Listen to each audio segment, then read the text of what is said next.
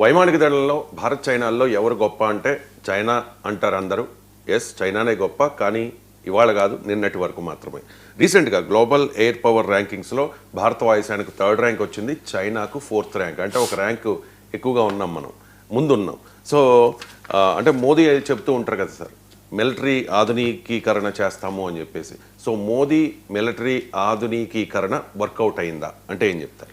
Yes అండి, ఇప్పుడు global air power index అనే ఒక అద్భుతమైన సర్వే వచ్చిందనమాట.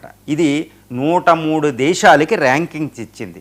ఇందులో పెద్ద షాకింగ్గా ఇండియన్ ఎయిర్ ఫోర్స్ రీసెంట్గానే 80వ యానివర్సరీ చేసుకుందాం, మనం గుర్తుపెట్టుకోవాలి. ఇది ఒక పెద్ద గ్రేటెస్ట్ న్యూస్ అనమాట ఇండియాకి. ఇండియాను ఒక సూపర్ పవర్గా నిలబెట్టే ఒక న్యూస్ ఒకటి వచ్చిందనమాట. ఇదే గ్లోబల్ ఎయిర్ పవర్ ఇండెక్స్. దీని ప్రకారం భారతదేశాన్ని ర్యాంకింగ్ ఎంతో తెలుసండి, 3వ ర్యాంక్. 3rd ర్యాంక్ ఎవరి తర్వాత అనుకుంటున్నారు? ఇటు United states of America, next Russia, 3వ స్థానం ఇండియాది. మరి చైనా ఏంటి? చైనా ఇంత మోడర్న్ నేషన్ కదా, ఇంత ఎయిర్ ఫోర్స్ ఉంది, ఇంకా మరి ఎక్కడుందంటే 4వ స్థానం. ఇండియా తర్వాత 4వ స్థానం వచ్చింది. అసలు ఈ ర్యాంకింగ్ ఏంటంటే world directory of the military modernization of the air forces అనేది ఒక పెద్ద ఎయిర్ ఫోర్స్ ర్యాంకింగ్ ఇచ్చింది. ఈ ఎయిర్ ఫోర్స్ ర్యాంకింగ్స్ ఏంటంటే 120, ఏదైనా ఎయిర్ ఫోర్స్లో 120 సర్వీసెస్ని ప్రామాణికంగా తీసుకుని వాళ్ళు అద్భుతంగా తయారు చేసి అసెస్మెంట్ చేసి ఆ రిపోర్ట్ ఇచ్చారన్నమాట. ఒక అద్భుతమైన రిపోర్టు. దాని ప్రకారం ఇండియా అమెరికా, రష్యాల వెనకాల 3వ స్థానంలో ఉండి చైనా, ద డ్రాగన్ చైనా కంటే ఒక మెట్టు ఎక్కువగా ఉందంటే ఇండియన్ ఎయిర్ ఫోర్స్. ఏంటంటే విచిత్రం అనిపిస్తుంది, ఎందుకంటే ఇండియాలో మొత్తం అదేం చెప్తుంది, 1700 ఎయిర్ క్రాఫ్ట్ ఉన్నాయి, కంబాట్ ఎయిర్ క్రాఫ్ట్లు ఇండియాలో. అదేవిధంగా అటు చైనాలో చూస్తే 4000 ఉన్నాయి. మరి 4000 ఎయిర్ క్రాఫ్ట్లు ఉన్నది చైనా ముఖ్యమా, 1700 ఉన్న ఇండియా ముఖ్యమంటే ఇక్కడ ఎన్ని ఉన్నాయనేది ముఖ్యం కాదంటండి. కొన్ని సర్వీసులు 120 ఇష్యూస్ తీసుకుందనమాట. అందులో ఏంటి, air craft, modernised air craft, దానికి స్వదేశీ ఎంత ఉంది, ఇండస్ట్రీ ఎంత సపోర్ట్ చేస్తుంది అదొకటి. ఎందుకంటే మనం మ్యాక్కో, తేజస్ అవి తయారు చేసుకుంటున్నాం, యామ్కా డిజైన్ చేసుకుంటున్నాం ఎంత. తర్వాత దాంట్లో ఉన్న ఎయిర్ డిఫెన్స్ సిస్టమ్, అదుటివాడు ఎయిర్ ఫోర్స్ని అటాక్ చేస్తే మనం ఎంత తట్టుకున్నాం చూడండి. పాకిస్తాన్ ఎయిర్ ఫోర్స్ పనిచేయలేకపోయింది ఆపరేషన్ సింధూర్లో, అదొకటి. డ్రోన్ టెక్నాలజీ ఎలా ఉంది, మోడర్న్ టెక్నాలజీ ఎలా పెడుతున్నారు, ఎలా ఉపయోగిస్తున్నారు, పైలట్లు యొక్క సామర్థ్యం ఎంత, వాళ్ళ ఎక్స్పీరియన్సెస్ ఎంత.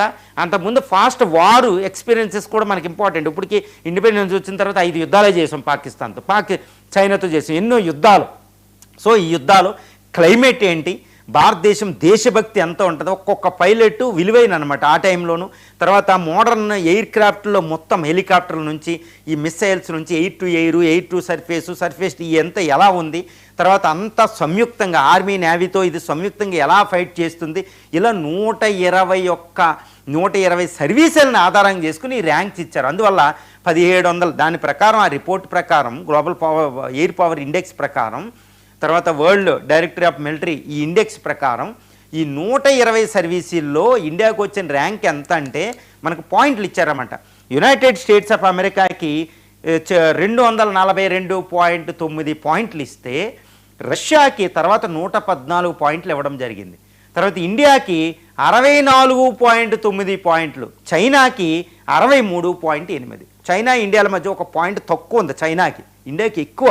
సో కాబట్టి ఇది చాలా పెద్ద ఇండికేటర్ అండి. మీరు అడిగినట్టు అసలు మోడీ 11 సంవత్సరాల పాలనలో ద గ్రేటెస్ట్ అచీవ్మెంట్ నేను ఏం చెప్తానంటే మిలిటరీ మోడర్నైజేషన్ అని చెప్తాను. అంతకుముందు కూడా మిలిటరీ మోడర్నైజేషన్ జరిగింది, కానీ మోడీ ఏంటంటే Atmanirbhar Bharat, make in India అని ఆర్మీలో ప్రవేశపెట్టారు ఆయన.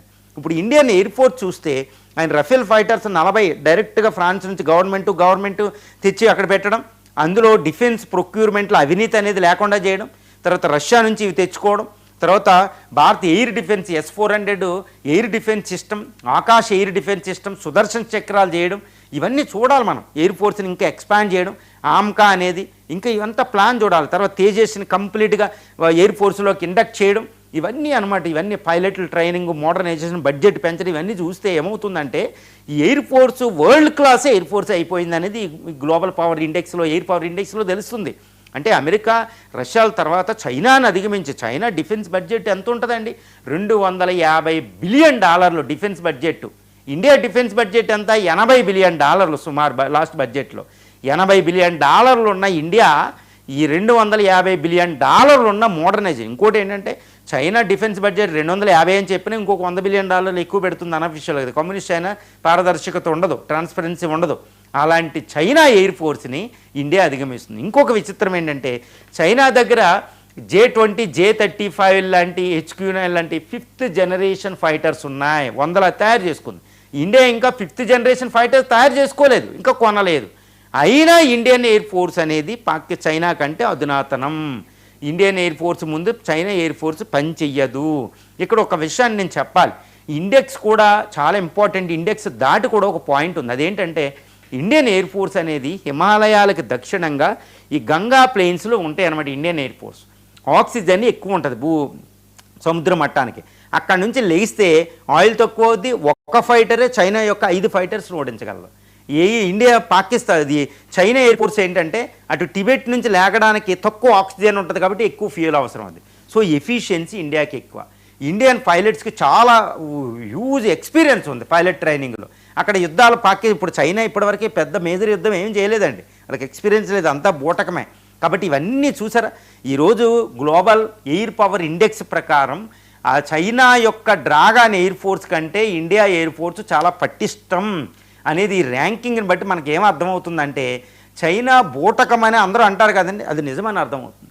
సో ఇండియన్ ఎయిర్ ఫోర్స్ ఈరోజు ఇండియన్ ఎయిర్ ఫోర్స్ చైనా కంటే ఎక్కువ వచ్చినా ఇక్కడ ఒక విషయాన్ని గమనించాలి, ఇక్కడ నుంచి మనం ఉపేక్ష ఉండకూడదు, ఇంకా మోడర్నైజ్ చేయాలి. ఈ 5th జనరేషన్ ఫైటర్స్ వచ్చి ఎయిర్ డిఫెన్స్ సిస్టమ్ ఇంకా డెవలప్ అయ్యి ఇవన్నీ మనకు వచ్చి అస్త్ర మెటీరియల్ లాంటి సిస్టమ్ ఇంకా డెవలప్ అవుతే ఇక తిరుగులేని శక్తి ఇటు చైనా పాకిస్తాన్ కలిసి వచ్చినా మనకు పర్వాలేదు అనేది తెలుస్తుంది. ఇది ఏమైనప్పటికీ ఇది one of the biggest and greatest news for the Indian air force, Indian military force, Indian people అండి. మోడీ ఆధునికీకరణ, మిలిటరీ ఆధునికీకరణ అనే దానికి ఈరోజు ఒక రుజువు దొరికింది అనేది కూడా మనం చెప్పొచ్చు. రైట్. ఇక ఫైనల్గా ఈ మధ్యన